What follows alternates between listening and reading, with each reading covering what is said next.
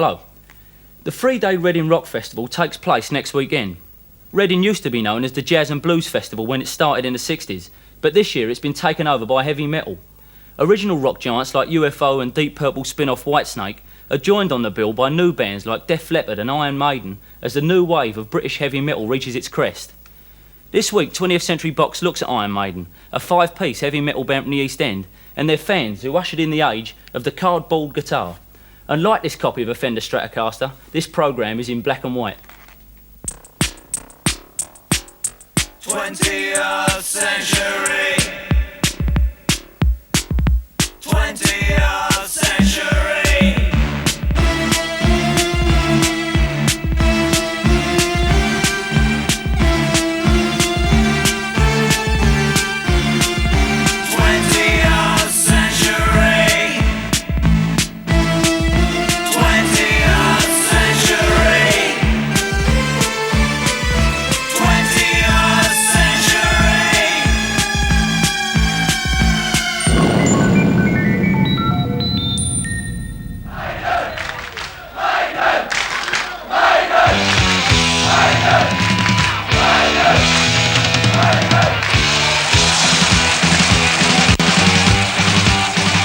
Friday night at the Marquee, and East End rock band Iron Maiden are playing the second of 3 nights at the club.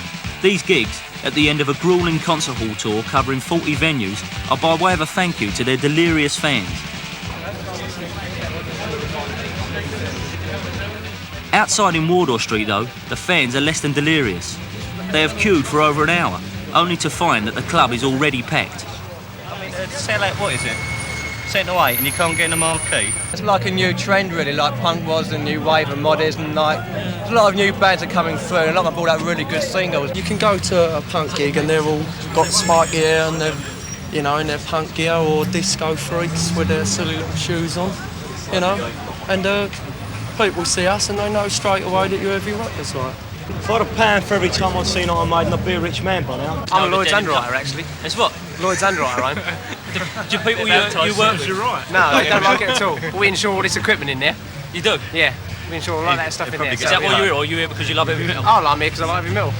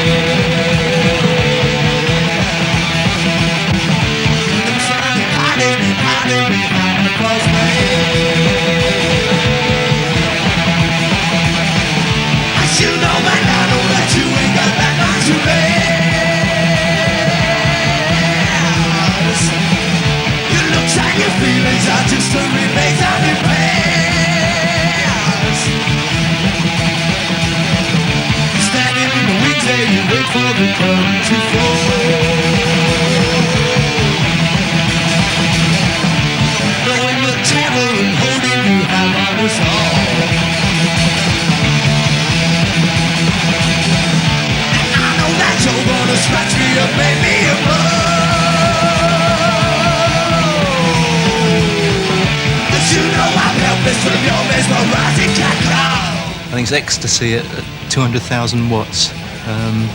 It's very simple, but it's enormously enjoyable.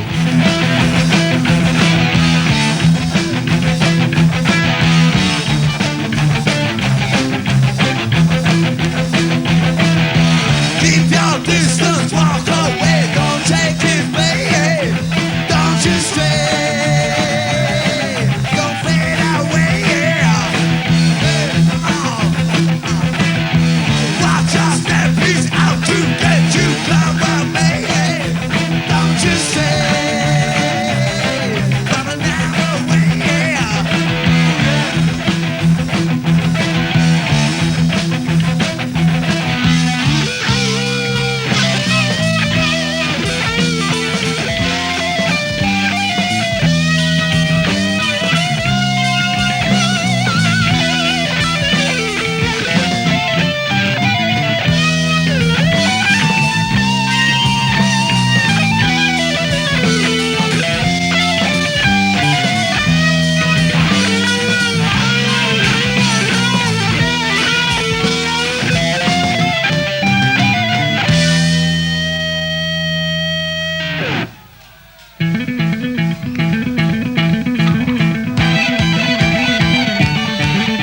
kind of atmosphere is typical of heavy metal gigs. Iron Maiden have a devoted and crazy following. Even bass guitarist Steve Harris admits to being astounded by the reaction of the fans. They do seem to look up the bands. But then I think a lot to do with it is because I think really they like to be up there as well, you know. I think they like to imagine themselves being up on the stage playing. I think that's probably what it is. I mean, I must admit, you know, when I used to go and see bands before, I always thought, God, you know, I'd love to be up there playing and all that. Now it's a bit weird looking at it from the other side of the fence, if you know what I mean. Like, you're up there playing and crowds all going balmy about you. Like, it's really weird.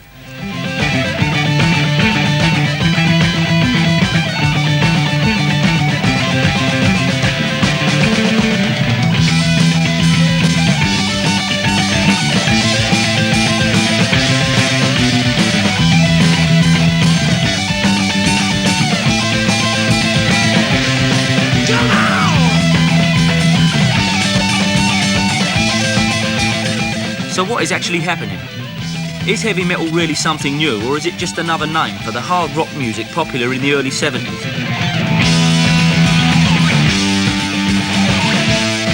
A lot of heavy metal fans don't like the term revival.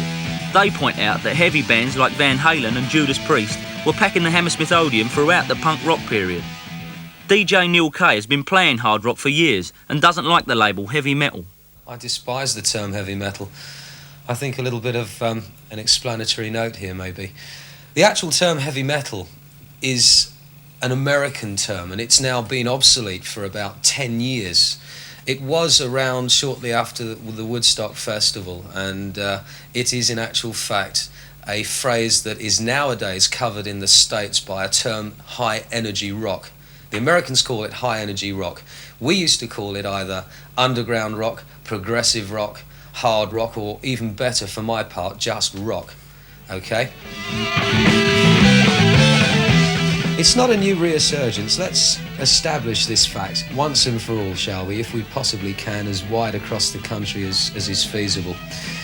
Hard rock music never went away.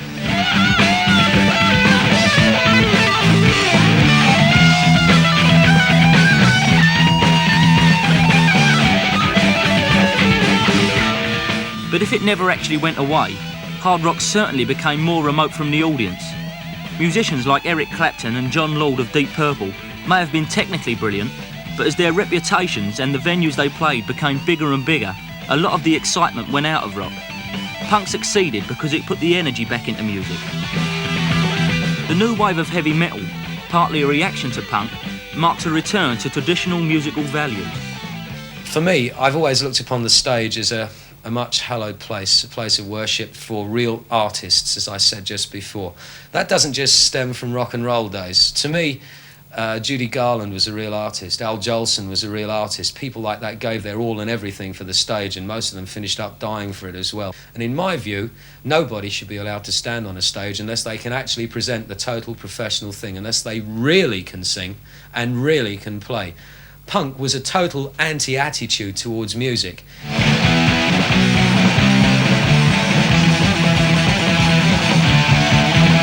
But punk itself has left a big mark on the new generation of heavy rock bands who play with an energy which is closer to the Sex Pistols than it is to Led Zeppelin.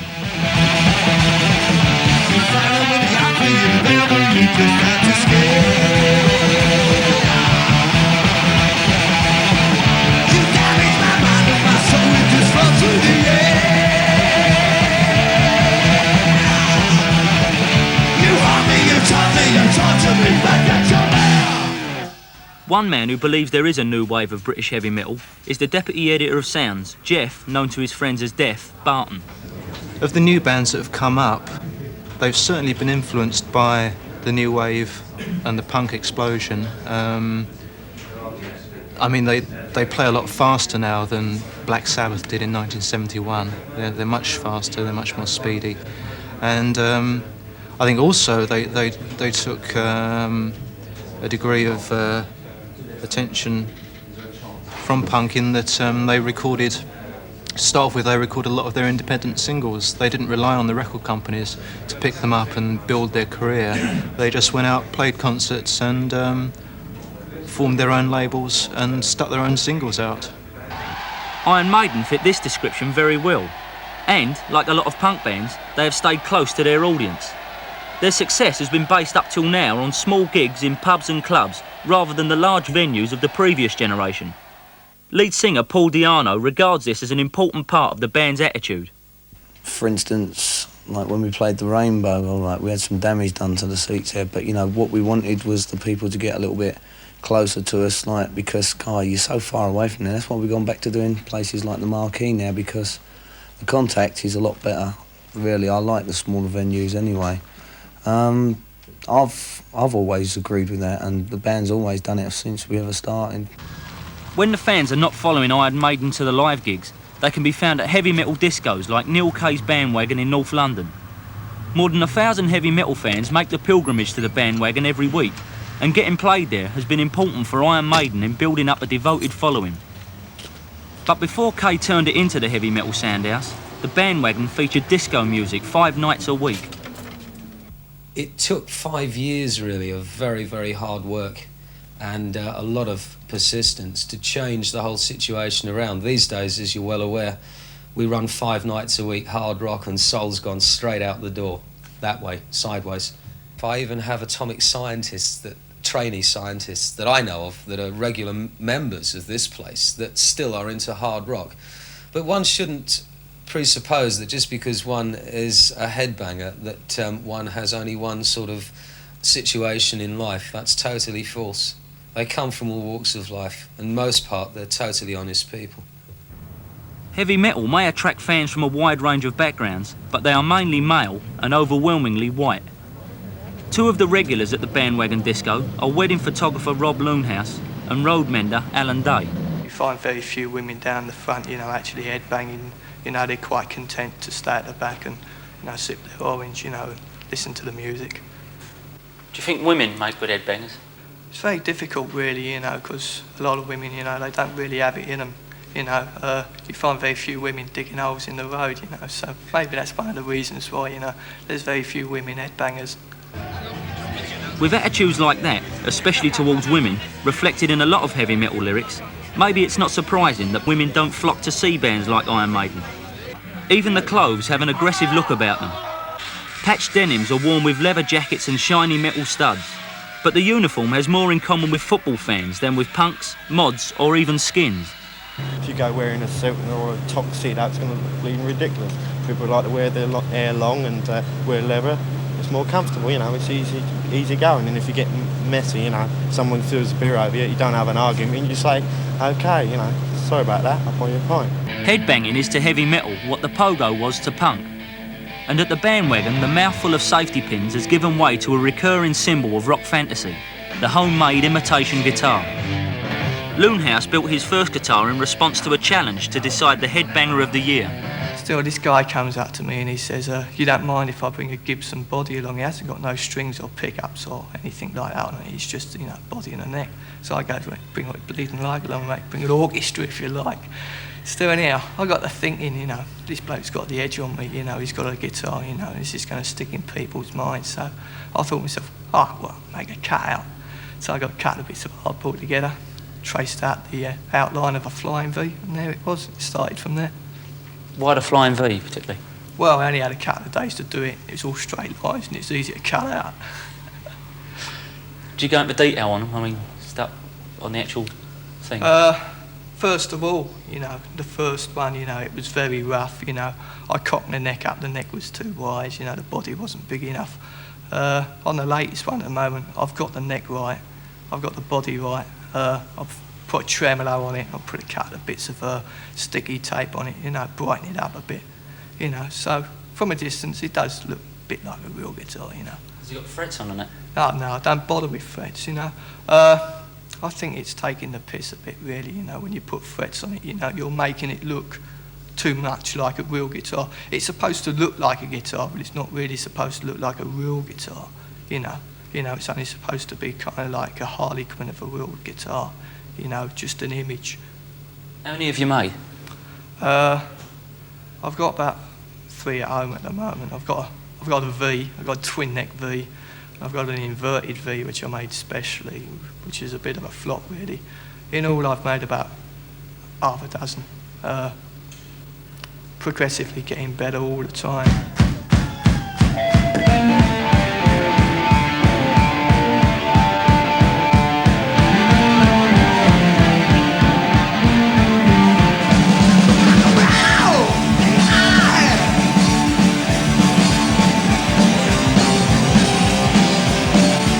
If the heavy metal boom is being taken seriously by the fans with their imaginary guitars, it's certainly causing a stir in the offices of the record companies. Iron Maiden was signed to EMI last year, but when they formed in 1976, punk was what was selling. And as Steve Harris explains, when the band were first offered a recording deal 4 years ago, they were told punk was what they had to play. But they want us to get us to cut our hair and all that sort of thing. And, you know, we just said, well, no way, because it's not what we want to do, you know. And they want us to play more commercial music. So, you know, I mean, it was, people say, oh, you know, was it easy to, or hard to sort of just turn down a deal or anything like that. But it's not hard to do something when you don't like what you're going to have to do, sort of thing, you know. It's just not hard to stick to your guns if you're into what you're doing, you know. After that first offer, Iron Maiden decided to take action. They sent a demo tape to Neil Kay at the Bandwagon, and when the tape began to feature in the chart which Kay compiles from fans' requests, the band decided to take the next step and release it on their own label, Rock Hard Records. Finally, the major record companies woke up to the selling power of heavy metal, and the band signed with EMI. Their first album went straight into the charts. But since '76, record sales overall have declined, and although the companies may see heavy metal as a way out of their current recession, they are using increasingly desperate publicity stunts to promote the new sound. Jeff Barton thinks the hype may have gone too far. Yes, I think the record companies are promoting this so-called heavy metal revival very crassly and very badly. For example, one record company made the offer of giving away a free cardboard guitar with every album purchased. And they're like marketing it like it's soap powder at the moment, really. It was all very well when heavy metal was popular on the grassroots level, and the kids used to go out and get a bit of hardboard and hack it into the shape of a flying V and just do it because they wanted to do it. But it's been reduced to a mindless trend now when you've got cardboard guitars ready-made for you and you can go in a shop and get one free with every purchase of such and such an album. It's completely ridiculous, and I think it ruins all the sort of novelty of it and the genuine good times and the actual interest that was there at the beginning. I think it's going completely over the top, really. Still, provided they can survive the hype, Iron Maiden are on the verge of becoming a very successful band. So good. Iron Maiden. Next month they start a European tour, and there are plans for them to tour the States. Aren't they on the way to becoming superstars like the previous generation of heavy rockers? I don't think so, really, because like we've been slogging away for a long time. You know, I mean, right, I know we've gone from playing clubs to concert halls in about sort of 6 months, which is a big jump. But then again, the band's been going about like 4.5 years. We've done a lot of groundwork, and you don't forget things like that, you know. So I don't think it'll sort of go to our heads, if that's what you mean. You know, we still keep a good contact with the audience. You know, when we come out after gigs, we we'll sign all the autographs and like meet them all and that, you know, sort of really. Well, we gotta have a way to keep in with them as well, you know, because we just like talking to them and that, you know. We just made one little tiny crack, really. I mean, we got loads of work to do. I mean, all right, we can sell out most of the major venues in Britain. We got the rest of the bleeding world to go. Yeah, we got to start all back on square one again. Rock and roll!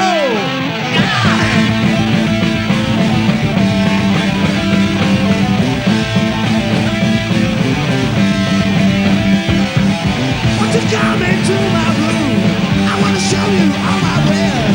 I just want to see your love, I just want to stand and stare. See the ground begin to fall, as it falls upon the floor. I made a temporary fall, I made a temporary storm around.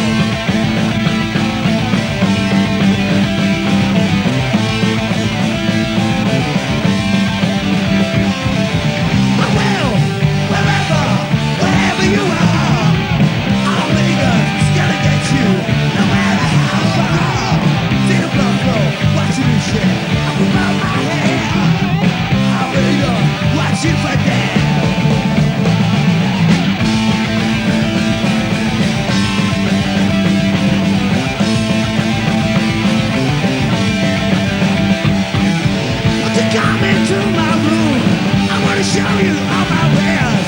I just want to see out loud. I just want to stand and stare.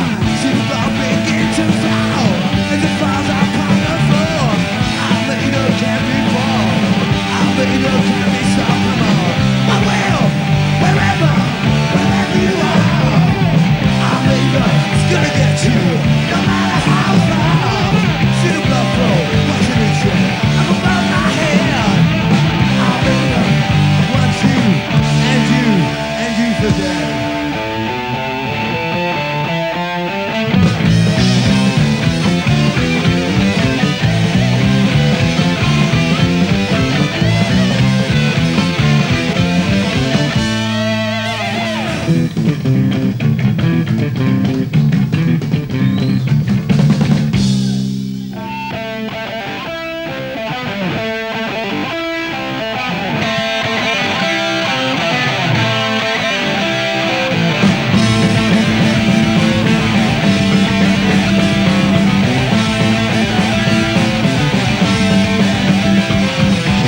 Just come into my room. I wanna show you all my wares. I just want to see out loud. I just want to stand and stare. See the blood begin to flow. It falls upon the floor. I'll bet you can't be fall. I'll bet you can't be sold. I will, wherever you are. I'll bet you it's gonna get you. No matter how far. See the blood flow. Watch it reach you. I'm above my head. To the die.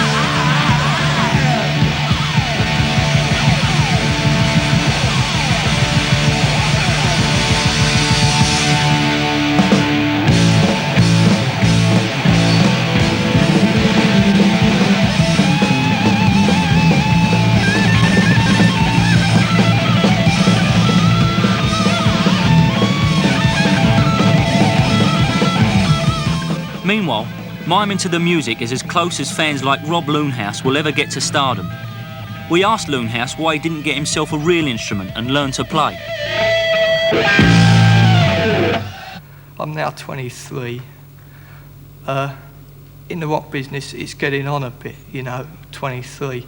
To become really competent at the guitar, you've got to play it for about 5 years, before you come reasonably competent. And you've got to be pretty competent to play rock music. So, say it would most probably take me until about 30, before I've really become competent. So really, I've left it a bit late. So in the future, do you see this as a lifelong thing now, or? Yeah. I'm going to make a business of being a headbanger, because that's what I'm good at, basically. 20th century.